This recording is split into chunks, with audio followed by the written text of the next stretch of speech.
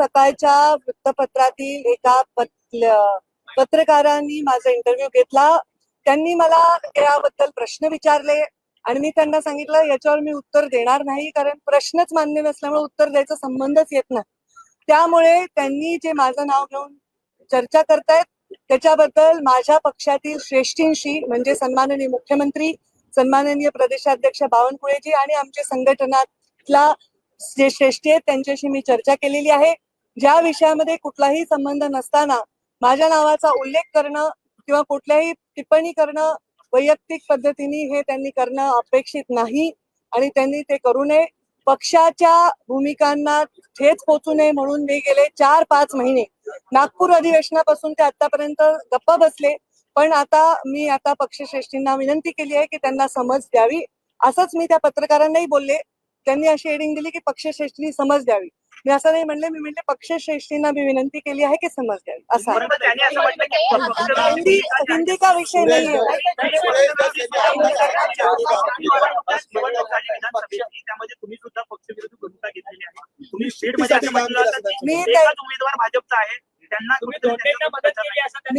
मी प्रचार केलाय का नाही तुम्ही रेकॉर्डवर जाऊन पहा.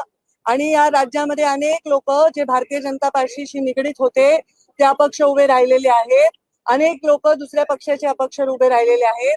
डायसवर जाऊन प्रचार करून मतदानाची मी विनंती केलेली आहे. त्यामुळे ह्याचं उत्तर मला द्यायचं नाही, कारण आरोपच चुकीचा आहे. जर प्रचार करताना हा आरोप करायचा होता जाहीर सभेमध्ये, त्यांनी प्रचार करताना तर माझ्याशिवाय कुठल्या नेत्याचं नाव देखील घेतलं नाही या राज्यात. आणि त्यामुळे निवडणूक निकाल लागल्या त्यांनी हा आरोप करणं हे पूर्णतः निवडून आलाय जो व्यक्ती 75,000 मतांनी निवडून आलाय त्याचं मी काम नाही केलं तर ते शक्य होईल का, हे थोडी आपण आत्मपरीक्षण करा. उलट मला लोकसभेला जेवढी लीड मागच्या वेळी होती त्याच्यापेक्षा अर्ध्यापेक्षाही ती कमी झालेली आहे. मग त्यांनी माझं काम केलं नाही असं तर मी कधी जाहीर वाच्यता केली नाही. अनेक लोकांनी माझं काम केलं नाही, पण त्या परिस्थितीला, अडचणीला मी बागे टाकला आणि पक्षाच्या कामाला लागले. त्यांनी अशा भूमिका जाहीर मांडणं हे आमच्या पक्षाच्या श्रेष्ठींना मान्य होणार नाही, पक्षाच्या शिस्तीला मान्य होणार नाही. त्यांनी निवडून आलेल्या त्याच गुलालात माझ्याविषयी बोलले. पण आज आमचा निकाल कधी लागलाय? ऑक्टोबरमध्ये कधी लागलाय?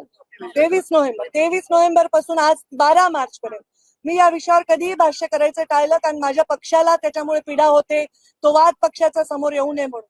आणि पक्षश्रेष्ठींना मी विनंती केलेली आहे की त्यांनी समज द्यावी. ते खरं आहे आणि हा विषय माझ्या पुरता इतकाच आहे.